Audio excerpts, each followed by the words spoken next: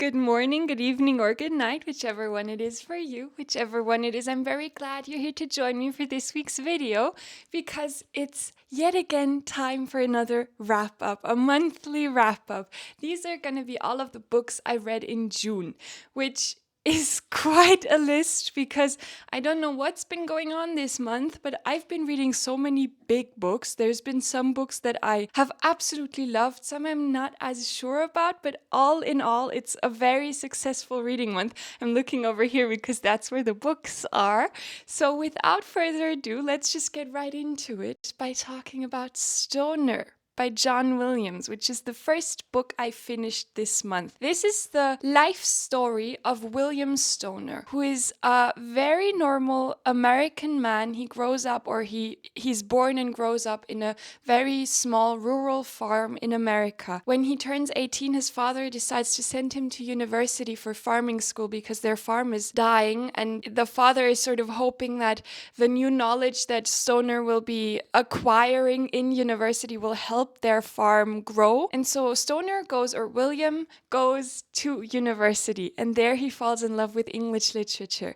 And so he decides he's going to switch majors without telling his family at first. It's basically a story of someone who is raising their own status in society through education. It's kind of reminding me of what Didier Ribon writes about in that sense, but it's a very different kind of story. I have heard so many great things about this book, and I can honestly tell you that this is such a fascinating book because I was really expecting to love it. This sounded like exactly the right thing for me. I was surprised that I did not love it as much as I was thinking, because basically William Stoner is quite the frustrating character. I was expecting him to be much more easy to empathize with than he actually was, because he's such a passive man. You cannot really fault him for that, because the way he's been raised and just the personality he's been born with sort of doesn't even give him the opportunity to be any other way. But then again, I also don't believe that you cannot change yourself if you really want to. But because he is so passive, his entire life sort of starts spiraling, and he gets married, and what happens with that is really, really hard to read about. What I really liked about this book is actually also what I didn't like about the book, which is that it's so it's so true to real life, because there are no real bad guys in here, but there's also not a single character here who's perfect. There's so much trauma or sadness that is created through these passive people in this story. All of these people are hurt in different ways, and none of them are coping well. It's really sad to see that is carried on throughout the generations, and how that really impacts so many people. It's such a quiet story, but it's so devastating and also so frustrating to read about, because the whole time you kind of just want to shake Stoner and tell him to change his ways or something. It is stunningly written, and the part I like the most is just the love of literature this man has. It's so relatable as a reader just to hear how literature changes his life. He becomes a professor, and that is the one aspect of his life where he's really engaged and where he prospers, because he puts so much of himself into his job. I just wish he would have put some of that motivation into his private life as well. I think everybody involved would have profited from that so much. I do think it's a very great social commentary on class and how class impacts you, how family relations can impact your life, and how the way your parents behave towards you has a really great impact on how you yourself are. There's also really good insights into the educational system at the time. Of course, the world wars that were going on throughout the book, because we follow Stoner's entire life. We follow both the First and the Second World War, and the impacts that has on specifically this university and the climate in that university, but just on society in general. Therefore, you have a very varied insight into society at the time in America, which I really appreciated. I really liked this book, don't get me wrong. I just didn't love it as much as I was expecting, but I think that's really a personal thing. I completely understand why people love this book and why so many people say this is their favorite book of all time. That was Stoner by John Williams. Next up, I read Vilette by Charlotte Bronte. My Bronte journey continues. Vilette, I was so surprised because I think, well, nothing will ever top Wuthering Heights. Wuthering Heights is one of my favorite books of all time, and Emily Bronte is just, in my opinion, one of the best writers ever. I love her. But this is my second favorite Bronte work of all of the Bronte works. And I can say that now because I've read all of the Bronte works that are out there.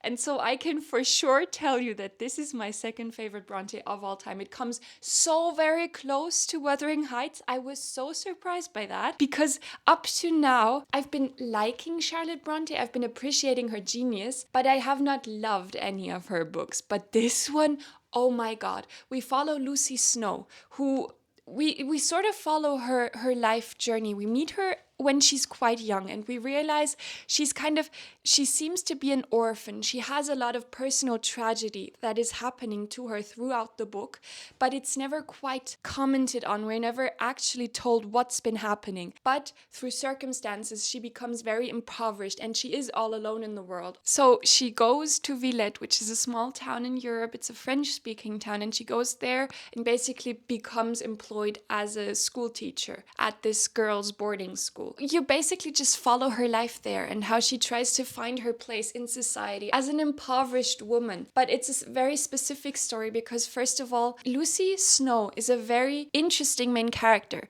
because she has so much tragedy going on in her life.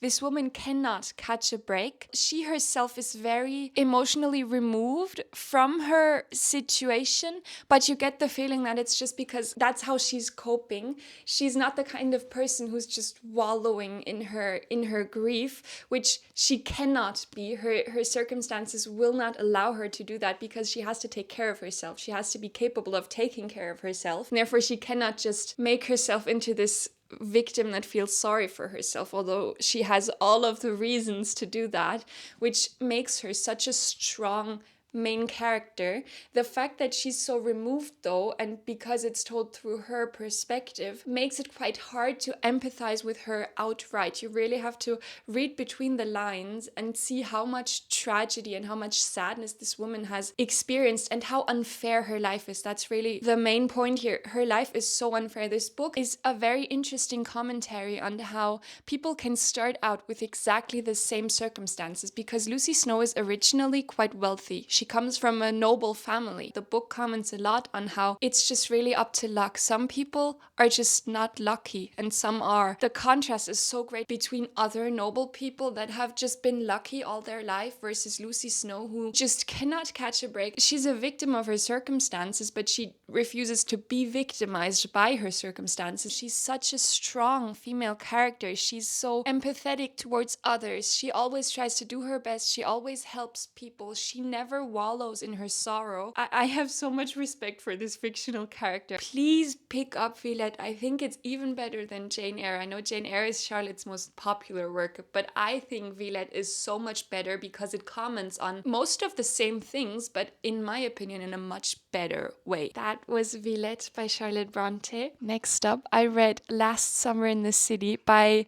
Gianfranco Caligaret. I might be pronouncing that completely wrongly. I'm very sorry if that's the case. This is the story of Leo, who lives in Rome. We follow Leo through mainly one summer in Rome, his life in Rome. It's a very quiet story in that way. You really just follow his daily life. There is not really a plot here. He goes to parties, he visits friends, he goes to bars, he goes to eat, he tries to work for a job. We just follow him around basically. He's trying to recover from being an alcoholic and he meets this woman randomly. And she is a very strange but also really fascinating character.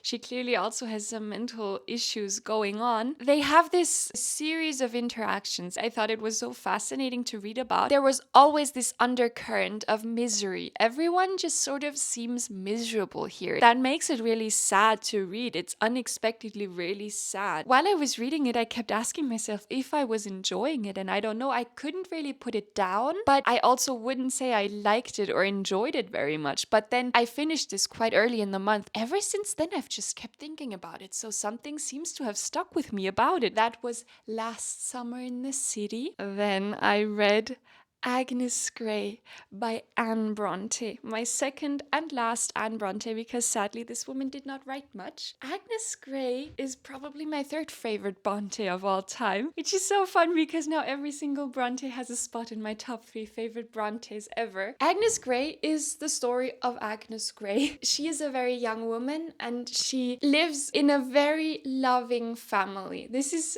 a very special Bronte book in that way because I'm pretty sure this is the only story about a very loving, wholesome family. There is still tragedy going on because the family becomes impoverished suddenly. And so Agnes, being a very strong, headstrong and just kind character, she decides she's gonna go work as a governess to help out her family financially. Over the course of the story, she works for 2 different families. Anne Bronte herself was a governess, and so this book is sort of very personal to her because it really talks about how difficult the situation of a governess was at the time, because you were being employed to raise other people's children, to educate them. It's a really lonely position to be in because you're not part of the family, but you're also not part of the servant class, and so even the servants treat her badly. It's just so sad because she really tries her best and she's being a very good governess, but just no one appreciates it, and she's being blamed for all of these things that she has nothing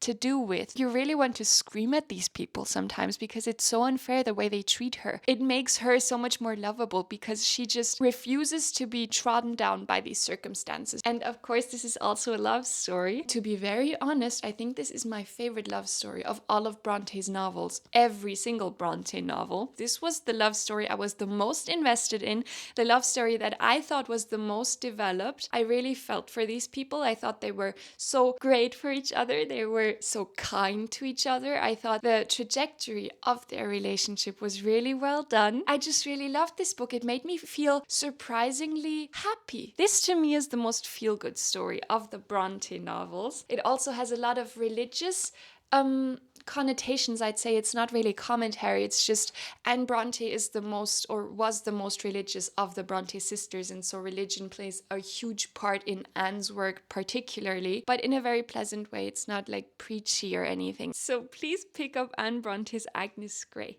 I think you will not regret it. Next up, we have the first Stephen King of the month, which is End of Watch. This is the third and final book of the Bill Hodges trilogy. Because it's the third one in the trilogy, I can't really tell you anything about it because I think even the basic premise is sort of a spoiler. So I'll just say I thought this was a very good wrap-up of the story. It kind of made me laugh because I thought these were the first books of Stephen King where there weren't any supernatural elements in them. I may have been wrong about that, but find that out for yourself. And I think that's why this book would sort of be a hit or miss for people. But if you like Stephen King, this is sort of exactly what you'd be expecting. I found it entertaining. I kept reading it. I thought it was a page turner. The Bill Hodges trilogy isn't my favorite, but I really like the dynamic of the 3 main characters there, of course, in this one as well. That was End of Watch. I liked it. Holly was in it, so that's always nice. Then I read The Three Musketeers by Alexandre Dumas,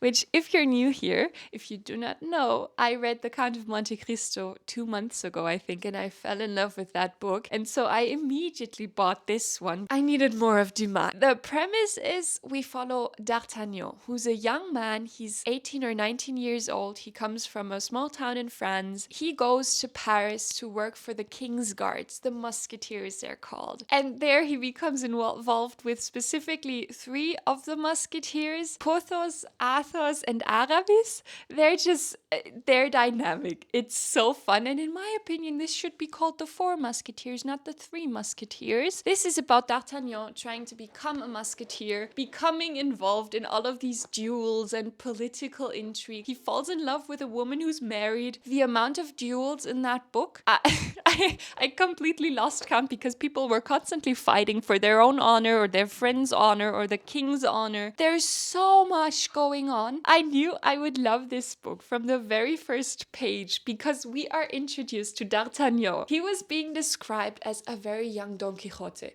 That's basically how you're supposed to picture him. I also read Don Quixote this year and I fell in love with that story. It lives rent-free in my head. I constantly think about that book. I'm so close to rereading Don Quixote again, which is kind of crazy because I just finished it basically, but I loved that book so much. And it did kind of feel like this book was inspired by Don Quixote quite a lot because there's many similarities and I completely see why D'Artagnan is being described as a young Don Quixote. He's of course much different, but still there's so many parallels, and if you like Don Quixote, you'll love this book. I loved it so much, it made me chuckle so much. There's also a lot of tragedy though. Dumas is really good at combining serious and sad topics with funny stuff. It's not supposed to work, but somehow it does. This is so worth every single page. Please read it. It's so good. Then I read Harper Lee's To Kill a Mockingbird. This is a very beat up copy because this was a reread for me. I actually had to read this for school. But it's been quite a few years, and although I still remembered every single major plot point, I just wanted to read it from a fresh perspective now that I've read so much more, and I feel like I have a different brain now, and so I thought I would probably be able to appreciate this much more, and so I decided I'd pick it up. This is about Scout Finch, Jeremy Finch, and Atticus Finch. They're a family. Atticus is the dad, and Scout and Jeremy are their children. They live in Macomb, which is a city in the south of America. Atticus, the father, is a lawyer, and he is defending Tom Robinson, who's a black man that has just been accused by a white woman of having raped her. It's about the trial that Tom Robinson is put on, and about Atticus trying to defend Tom Robinson. There's so much commentary here, mainly about the absolute incredible racism of the Deep South in America at this time, also about class differences and the tragedy that is created through people being prejudiced and just unwilling to change or to act. I really liked this story when I first read it, but I appreciate it so much more now because I think it was so well done. Atticus is one of my favorite fictional characters of all time because, first of all, he's such an incredible father. This is the guidebook to how to be a dad, in my opinion. He's so great with his kids and the way he treats them. He treats them like equals. He teaches them all the right values. And this book is so beautifully written. Actually, my favorite quote is the quote that sort of references the title, To Kill a Mockingbird. It's actually written on the back, so I can just read it to you right here. It says, "Shoot all the blue jays you want if you can hit them, but remember, it's a sin to kill a mockingbird." Which basically, this is Atticus telling his children that it's a symbol for the entire story. Mockingjays are birds that do not hurt anyone. They're just sitting there singing to people, basically enriching their lives. They never do anything wrong. And blue jays are birds that actively destroy crops and that do bad things to people's possessions. That in itself you could argue with if it's okay to kill any bird at all. But the point in this story is there's a lot of mockingbirds. Mockingbirds in the sense of people who are alienated and cruelly treated because of their standing in society, because of their race, because of prejudice, basically. People who have never done a single thing wrong except being born as something that society didn't deem proper or okay or normal or whatever. It's the hypocrisy. It makes you so angry, but it's so real, and that's the tragic part of this. Tom Robinson, of course, is the main mockingbird here. He's never done anything wrong. He's just kind to people. He's really trying to be his best self, but he's a black man in the Deep South in a very small town where people are even more prejudiced just because of the climate of a small town in the south of America. Another mockingbird in the story is called Boo Radley, who is the son of the Radley family, who are the weird people in town because they never leave their house. This is such a devastating and hard to read book because you just know this has happened so many times. This is still currently happening, and that just makes you so disillusioned disillusioned with life, this is such an important book to read as a human, and it's so well written. So please read To Kill a Mockingbird. It's so important you do. Then a bit of a vibe change. We have Sherlock Holmes. This is part 1 of 2 of a collection of the complete novels and stories of Sir Arthur Conan Doyle, which is very cool because I just love Sherlock Holmes so much. I did not read all of this, don't get me wrong, that I do not have that much stamina. I've been reading so much this month, but I read The Sign of the Four, which is the story of a woman who comes to Sherlock Holmes and Dr. Watson's home to ask them to solve the disappearance of her father. She really wants to know what happened to him. It's very entertaining in the way Sherlock Holmes stories are. And then I read The Adventures of Sherlock Holmes, which is a collection of short stories. I'm just gonna read you all of the titles of the stories because I do not have them by heart. They are A Scandal in Bohemia, The Red-Headed League, A Case of Identity, The Boscombe Valley Mystery, The Five Orange Pips, The Man with the Twisted Lip, The Adventure of the Blue Carbuncle, The Adventure of the Speckled Band, The Adventure of the Engineer's Thumb, The Adventure of the Noble Bachelor, The Adventure of the Beryl Coronet, and The Adventure of the Copper Beeches. That's it. Those are all of the short stories I read this month. Sherlock Holmes is very quirky, very entertaining. They're perfect little murder mysteries, crime mysteries, just... they're very, very entertaining to read about. I love Sherlock Holmes. I don't know what else to tell you. I'm very glad I read them. Then I read The Dead Zone by Stephen King, which is now also one of my favorite Stephen Kings. This is such a good book. We follow John Smith. He has an accident, and after 4 years in a coma, don't worry, this is all on the back of the book, I'm not spoiling you, due to a major brain injury, he gets these feelings or premonitions about people. He basically sees the bad in people. He's a kind of psychic almost. It's a surprisingly really sad story. John Smith is such a tragic character, and this story made me really surprisingly very sad, but it's such a page turner. I did not want to put this book down. Stephen King books are some of the only books I can read where, if it's a good Stephen King book, where I do not notice the pages turning. You'll look down and suddenly you're 100 pages further than you were the last time you were looking at the page number, even more than in other Stephen King books, because in my opinion what he does really well is he writes characters very, very believably. His people feel like people, and dialogue especially is something he does very well. But in this one I think it's done so well. Even for Stephen King's standards, it's a perfect mix of all of the right things in my opinion. Then I read Bag of Bones.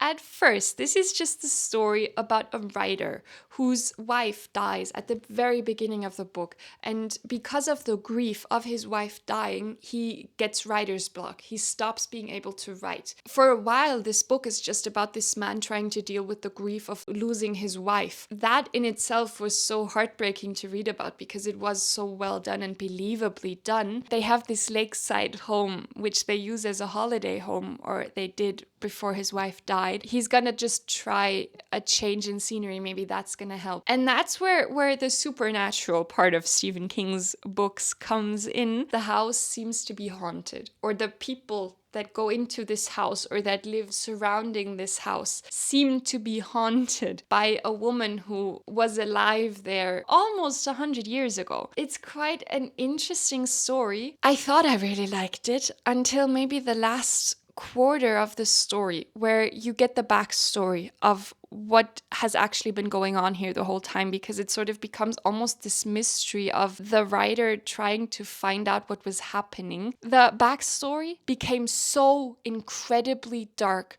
so suddenly without a warning, because the entire time this book seemed more like an exploration of grief and of the emotional consequences of grief, and then suddenly it gets so disturbing to the point where I was contemplating to stop reading, but I was almost done and I just wanted to know what happened. I kind of wish I didn't, because that sort of disturbed me. I still can't stop thinking about it. These kinds of things are just not things I like to read, and if I know beforehand, I'm just gonna stay away from them. But here it just came out of left field completely. So let me help you not to have this experience by telling you, if essay is something you cannot read about, do not read this book, stay very, very far away from this because it's so graphic and it's so brutal and it's so extreme. Other than that, I really liked the book. I thought it was really well done. I thought it's a kind of story that Stephen King doesn't usually do, and a kind of story that should be talked about more, just custody and what that implies, and fatherly or parental love. That was so well done in this story. Also, of course, the main character is a writer. I find that so fascinating. Reading a book about a writer by a writer gives you such a cool glimpse into their opinion about writing, and it feels so much more personal because it sort of feels like a personal testimony almost. Also, this seems to be set in the same universe as The Dark Half, because that Beaumont, the main character of The Dark Half, is mentioned here as well. That was kind of unexpected. So yeah, a lot of Easter eggs. Stephen King likes to name drop himself and his own books in his stories, which I find so funny. That was Bag of Bones. It's an unexpectedly traumatizing story, but also a heartwarming story, a story with a lot of contrast, let's just say that. Hi, I'm back. It's been a day. I had to leave quickly, but now I'm back, and I can tell you that the next book I read is The Happy Prince and Other Stories by Oscar Wilde. This is a collection of short stories and fairy tales, reimagined fairy tales that Oscar Wilde came up with himself. These are just quintessential Oscar Wilde. He has such a specific way of writing. They're always very lyrical and beautifully written stories, also very heartbreaking. These are all very sad. There's only a few that are lighthearted. Most of them are tragic in a very quiet but devastating way. Very witty. That is maybe the quintessential word to describe Oscar Wilde as an author. He's so witty, and just as a person in general, he fascinates me so much. My favorite of these stories was The Remarkable Rocket. I cannot believe the amount of lines in that book, or in that little story, that just made me literally laugh out loud. It's so funny and so ridiculously egotistical in a way. It's about this rocket that thinks it's the greatest thing in all of the earth, in all of history, and has this really inflated ego, and the lines this rocket spits out are insane. I could not believe what I was reading, but I really, really like this story. I don't really quite know what to tell you, except maybe I could just read you all of the stories that are in here, because then you get an idea of the ones I've read, because I did read them all. I read The Happy Prince, The Nightingale and the Rose, The Selfish Giant, The Devoted Friend, The Remarkable Rocket, Lord Arthur Saville's Crime, The Model Millionaire, The Sphinx Without a Secret, The Canterville Ghost, The Young King, The Birthday of the Infanta, The Fisherman and His Soul, and The Star Child. There is a lot of social critique in here, obviously, about poverty and sexism and just prejudice and how messed up society is. They're very moralistic in nature. There's always a moral message behind these. That was The Happy Prince and Other Stories. I highly recommend. If you like Oscar Wilde, this is perfect reading. Even if you don't, maybe it's a nice place to start with his works. Then I read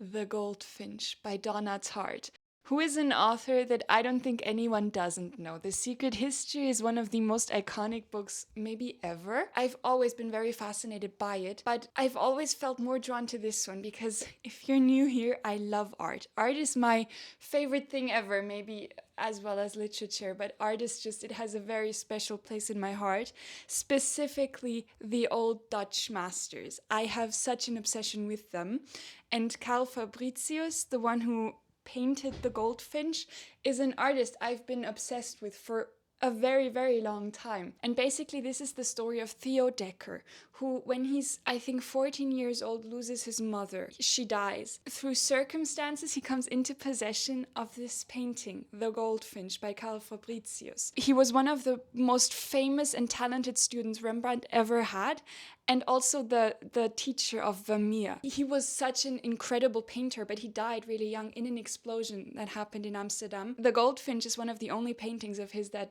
survive, and it's a very specific kind of painting, because these kinds of paintings of just an animal that was alive weren't really done at the time. That was not a niche of painting that would get you much money. So it's always been a huge mystery of why this man decided to paint this painting, and just the coincidence that this happened to be the one that survived him. Long story short, Theo has this painting now. We follow him, we follow his life. It reminds me a bit of Charles Dickens's kind of writing, where you follow, in this case, an orphan, basically, who just has this really tragic life. Horrible things happen to him, and it's just, your heart hurts for him so much, because you just want him to be okay, but just the devastation of being a child and sort of being in the hands of the adults around you, being powerless. That's such a horrible thing to experience, and the grief that he feels, but that he doesn't really know how to handle because he's too young to even grasp what is happening to him. And then also the love his mother passed on to him of art. There's found family in this book. There's so many complex and beautifully done and executed interpersonal relationships. The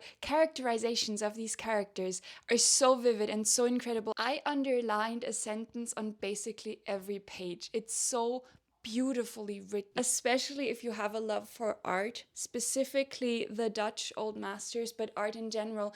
The way art is described here, it gave me such goosebumps.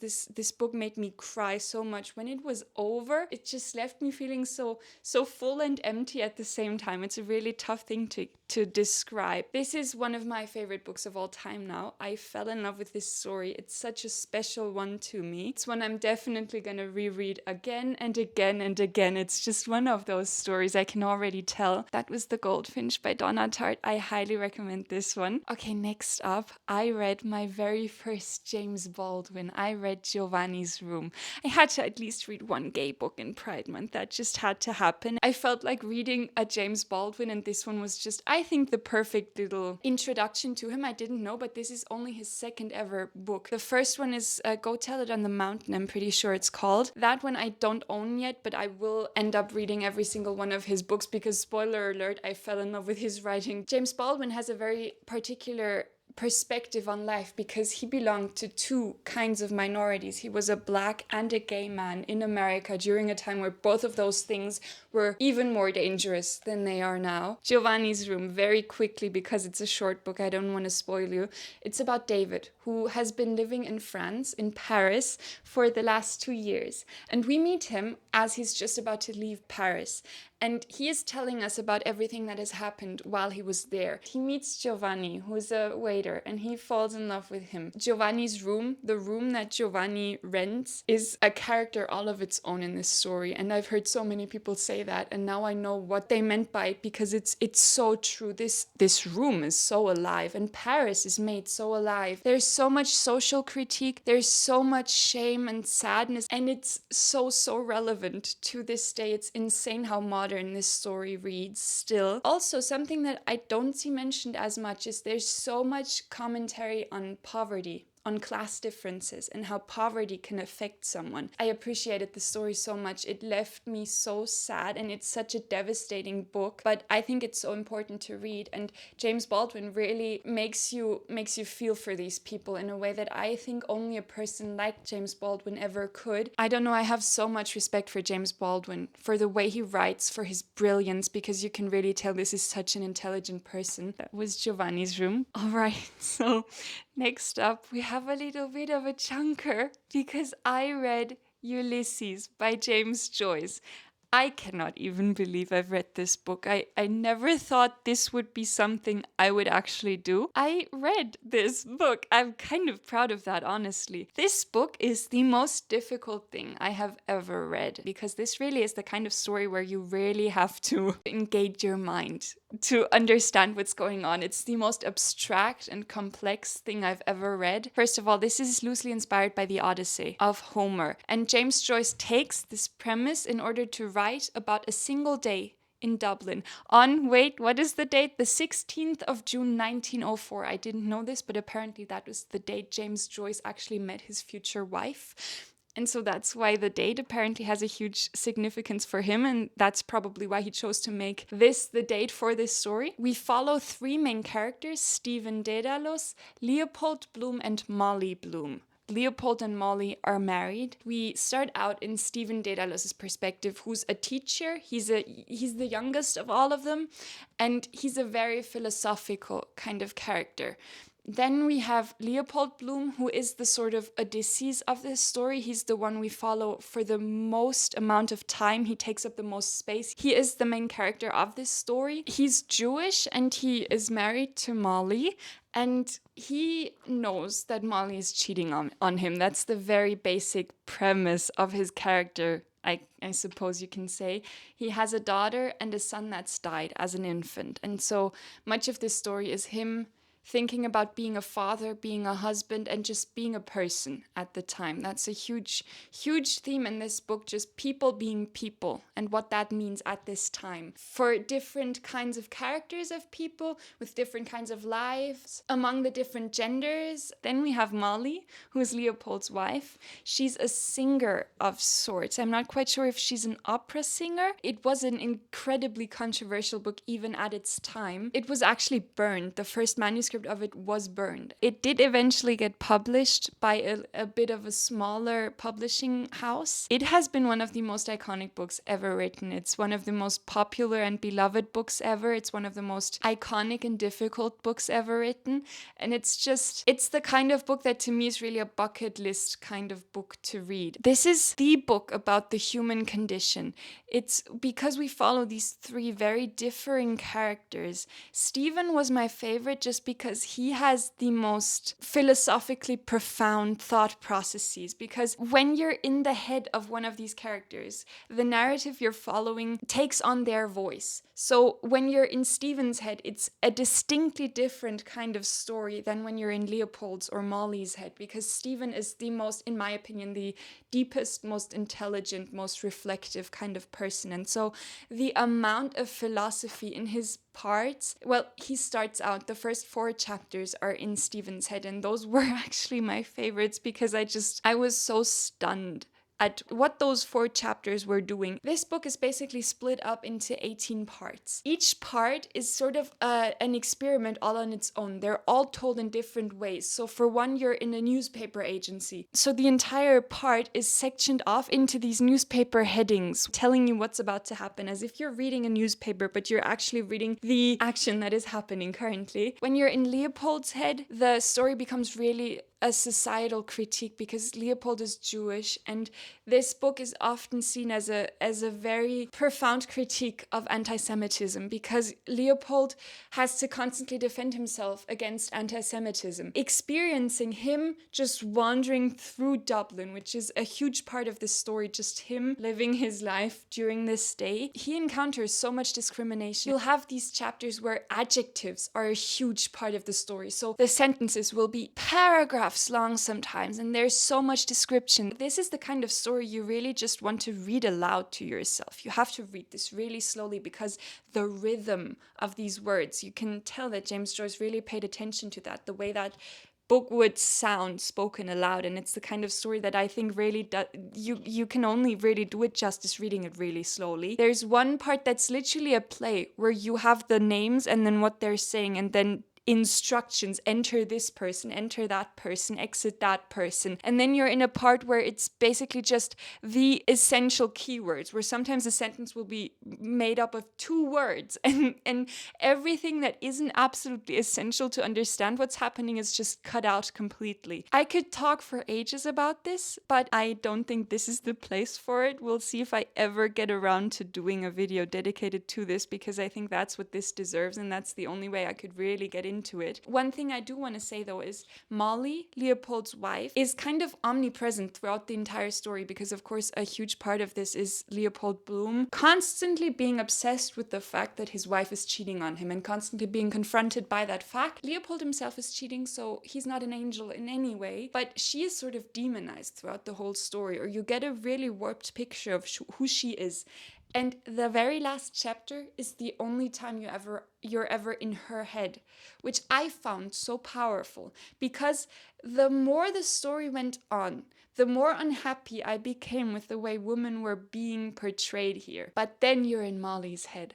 And in my opinion, this is where James Joyce did something that, like, I get goosebumps just thinking about it. It's just such a profound societal critique of gender roles and of the role a woman has. And suddenly every single instance of discrimination or misrepresentation of what a woman is throughout the entire story makes sense, because then Molly basically puts it into perspective for you. In every single way, this book is a masterpiece, and it is so unique. I've never read anything like this. And I think the only thing that'll ever be remotely like this is Finnegan's Wake, which is James Joyce's last final book that he spent 17 years writing, and that's apparently even more difficult to read than Ulysses. But I think I need a bit of a break, because to be very honest, I did feel quite burned out after this one. I think it's such an incredible story, but it was so taxing to read, because I don't even really think it's because it's that difficult to read, because I think if you get over that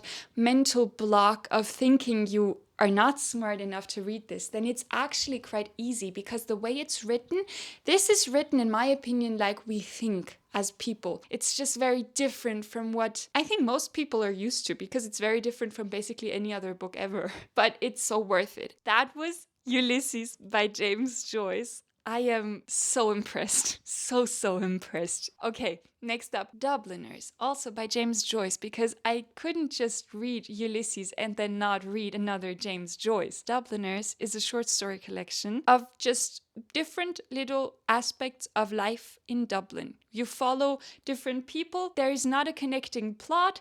There is not a connecting character anywhere. It's just these little instances of lives of people in Dublin. It's a very good collection of short stories, and it is brilliant in the sense that it is beautifully written. These characters are alive, even though sometimes you only follow them for like 30 pages. The themes are always very well done, and they're very interesting and unique, and they're highly symbolic. It's a very smart collection of short stories, but it's quite average in comparison to Ulysses, which I think it's just really unfair to read this after Ulysses. No matter what you're gonna read after that book, it's gonna feel average. That's just bound to happen. That is Dubliners by James Joyce.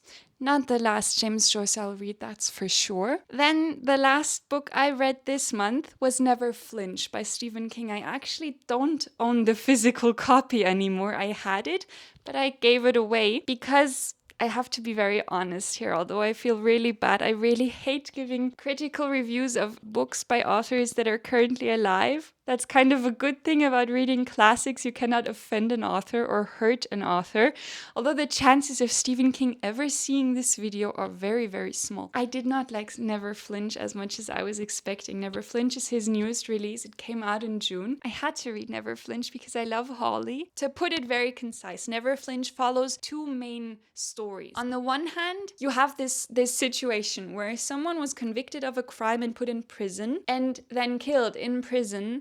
And it turns out he may not have committed what he was accused of. In fact, he most likely did not. Someone on the outside, he decides he's going to take revenge for that by killing 13 innocents and 1 guilty. At the same time, we have this other story where a feminist called Kate, she's doing this tour of basically feminist talks. She has been getting death threats and actual attacks on her person. Someone is threatening to kill her actively, and she is basically the stalker that's following her around. And so Holly is at the same time trying to solve the first thing, the thing with the 14 murders, and she becomes this bodyguard of this feminist speaker. In itself, this is a very interesting plot. The core of it was very engaging and very fast-paced, which Stephen King just always does. Let me just get the positives out of the way first, because there were quite a few.